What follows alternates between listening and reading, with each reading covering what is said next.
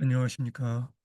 저작거리의 작가주 연기자 오늘 33번째 데이빗 게릭입니다. 데이빗 게릭의 초상이네요. 음, 제임스 킨은 영국에서 커다란 몸짓과 질러대는 소리의 비극 연기 마지막 세대 연기자입니다. 제임스 킨은 커다란 몸짓과 질러대는 소리의 비극 연기 마지막 세대의 연기자입니다. 사실 희극 연기에서 제임스 킨의 연기가 오히려 자연스러워서 존 리치 극단에서 팔스타프로 거둔 성공이 드루리 레인 극단으로 스카웃되어가는 계기가 되기도 합니다. 어쨌든 황소울음 퀸이라는 별명이 붙을 정도의 질러대는 연기가 헨리 8세 같은 딱 어울리는 역할과 결합될 때 제임스 킨의 연기는 스코틀랜드 작가 토비아스 스몰레트의 표현처럼 누군가에게는 장엄하게 보일 수도 있었죠. 아일랜드 출신의 극작가이자 정력적인 연기자 찰스 맥클린은 1741년 무대에 올린 베니스의 상인에서 역할 해석이 무엇인지를 관객에게 보여줍니다. 사실 지금까지 샤일록은 그저 휘하화된 어릿광대 같은 역할일 뿐이었는데 찰스 맥클린은 샤일록에게 성격을 부여합니다. 이제 단지 역할이라는 옷만 걸치면 되었던 연기자의 시대는 지나갔습니다. 데이빗 게릭이라는 뛰어난 연기자의 등장은 찰스 맥클린이라는 뛰어난 조력이 있기 때문에 가능한 일이었고요. 찰스 맥클린은 극장에서 극장으로 온갖 역을 소화하며 연기자로서 치열한 삶을 삽니다. 젊은 날 찰스 맥클린은 탁월한 감각의 권투 선수였고요. 광대이자 할리퀸이었습니다. 나이 들어서 그는 술집을 하면서 또 한편으로는 연기 학교를 세우죠. 네, 찰스 맥클린의 초상입니다. 1741년 찰스 맥클린의 샤일록도 샤일록이지만 같은 해 데이빗 게릭의 리차드 3세는 영국 연기의 역사에서 한 획을 긋는 사건이라 말할 수 있습니다. 부세대를 대표하는 연기자 제임스 퀸이 한 말은 이 사건의 성격을 잘 드러내주죠. 만일 이 젊은이가 옳다면 우리 모두가 틀린 것이다. 예, 이제 무대에서 연기자가 취한 장대한 하지만 경직된 자세의 연기 대신 모든 근육 하나하나와 모든 표정 하나하나가 살아있는 생생한 연기의 시대가 그 막을 엽니다. 프랑스와 아일랜드의 혈통이 섞여 있는 게릭은 리치필드 출신입니다. 옥스퍼드를 졸업한 젊은 사무엘 존슨이 리치필드에 학교를 세우지만 이 학교는 곧 망하게 되는데 후세가 셰익스피어 전문가로 기억하는 사무엘 존슨 박사는 이 학교에서 바로 데이빗 게릭의 스승이었습니다. 순회극단의 공연에서 연극을 접한 게릭은 아마추어 극단을 조직하기도 하는데 1737년 스승 사무엘 존슨과 제자 데이빗 게릭은 런던까지 도보로 여행합니다. 런던에 도착하니 주머니에는 동전 몇 입만 남았더라는 전설이고요. 다행히 게릭은 친척으로부터 포도주 사업을 물려받게 되는데 하지만 무대의 꿈을 접기가 힘든 게릭은 극본도 써보고요. 익명으로 뒷골목 불법 극장 굿맨스필 시어터에서 별 대수롭지 않은 역할로 무대에도 서봅니다. 그러다가 이 좁고 컴컴한 극장에서 1741년 리처드 3세가 천지우당탕으로 터진 겁니다. 그야말로 천지우당탕이었습니다.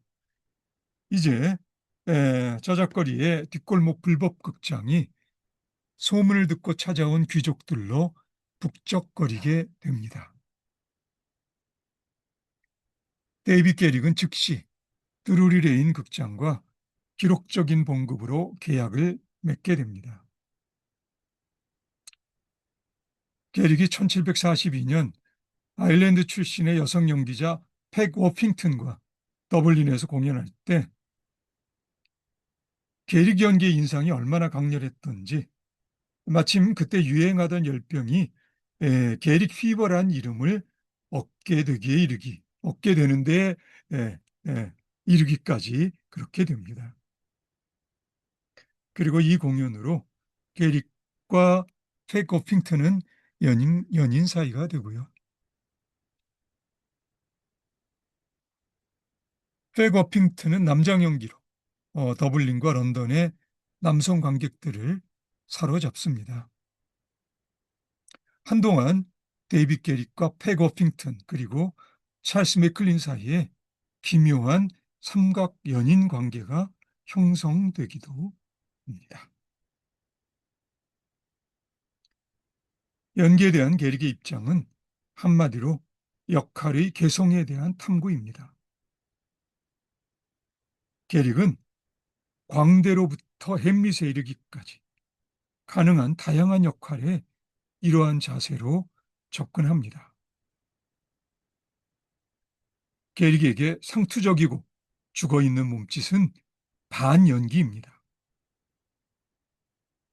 그러니까 연기라 할 수 없다는 얘기죠. 연기에 대한 이러한 접근은 동시에 게릭으로 하여금 무대에서 공연하는 순간에 신비스러운 어떤 작용에 주목하게 합니다. 그 작용을 게릭은 일렉트리컬 파이어, 전율의 불꽃이라 부르죠. 연기자가 공연 전에 역할에 대해 치밀하게 연구하고 결론에 도달할 수는 있겠지만 공연에서 그 역할에 생명을 주는 불꽃은 신비로움이라 부를 수밖에 없는 어떤 다른 힘의 작용입니다. 어떤 다른 차원의 힘의 작용이라 말할 수 있겠죠.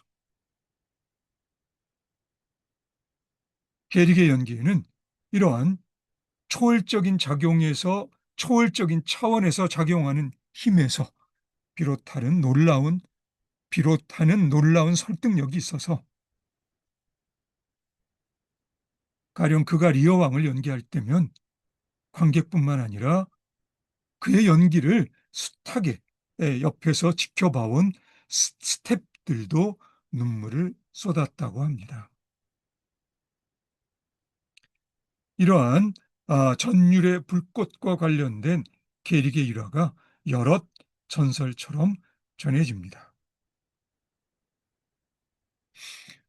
한 번은 리차드 3세 공연 중에 뼈가 부러졌는데도 게릭은 그것을 의식하지 못하고 연기에 집중했다고 합니다.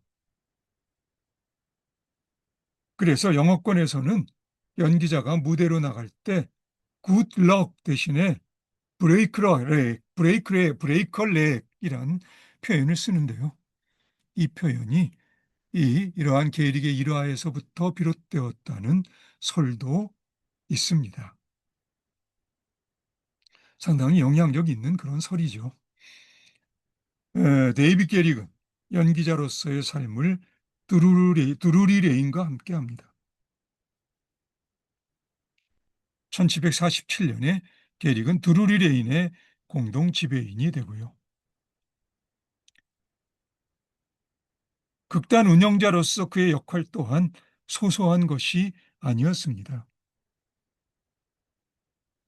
게릭은 우선 셰익스피어의 작품을 재정비합니다. 그리고 공연에 방해가 되지 않는 적절한 조명 장치를 개발하고요. 무대 뒤에는 실제 같은 배경막을 설치하죠.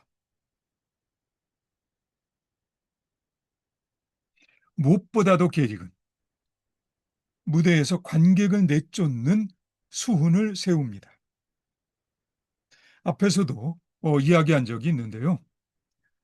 게릭의 시대까지도 입장료를 듬뿍 낸 관객들이 무대 위에 앉아 공연을 관람하는 관습이 유지되고 있었습니다. 이렇게 연기자들과 관객들이 한데 무대 위에 섞인 분위기에서 수준이 있는 공연을 기대하기란 어려웠겠죠.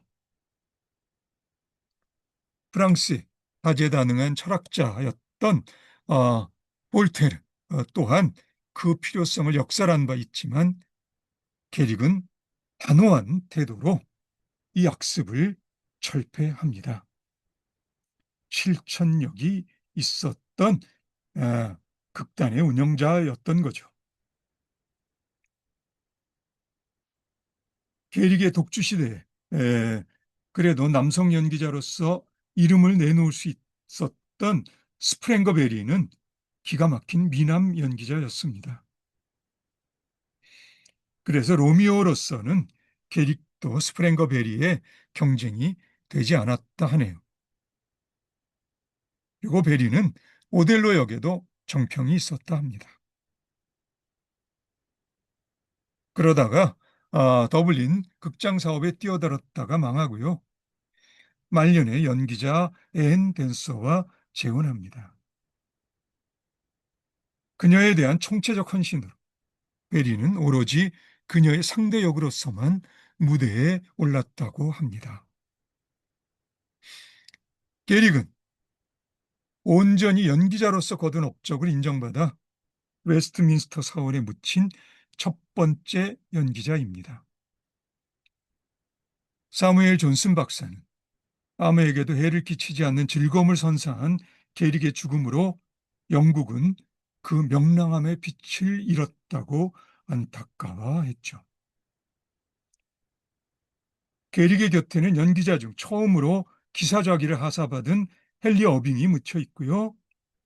웨스트민스터 사원에 묻히는 영광을 누린 세 번째 연기자는 로렌스 올리비에였습니다. 2007년에 스페인 마인 극단 트리시클레가 게릭을 추모하는 작품 게릭을 무대에 올립니다. 연기자로서 게릭의 명성은 살아있을 때부터 전 유럽에 걸쳐 널리 퍼져 있었는데 예를 들어 프랑스에서는 관록 있는 연기자 르갱을 칭송의 의미로 프랑스의 게릭이라 불렀고요. 독일에서는 독일 시민극의 중심 연기자 콜랏 에코프를 마찬가지의 경외심으로 독일의 게릭이라 불렀습니다. 1756년 러시아 연기자 피오도르 볼코프와 이반 드메트랩스키는 아마추어 극단의 동료들과 함께 러시아 최초의 상설극단을 조직합니다. 이들은 1762년 극단의 호위적이던 표토르 3세를 몰아내고요. 그의 부인이었던 예카테리나 2세를 황제로 옹립하는 데 일조합니다. 1763년 볼코프의 죽음으로 드미트랩스키가 극단의 지휘를 맡아 영국에서 데이빗 게릭과 프랑스에서 르갱의 선례를 연구합니다. 1812년 드미트랩스키는 79살의 나이로 열렬한 애국심에 불타서 관객들에게 반나폴레옹 정서를 고취시키기 위해 다시 한 번 더 무대에 오릅니다. 자, 이처럼 저작거리의 작가주 연기자 데이빗 게릭은 계몽주의 시대 유럽의 의식 있는 연기자의 심지를 유럽 전역에 파급시킵니다. 오늘은 영국 저작거리 작가주 연기자 데이빗 게릭의 이야기를 함께 나눠보았습니다. 그럼 오늘은 여기까지 하겠습니다. 오늘도 수고 많으셨고요. 그럼 다음에 다시 봅시다.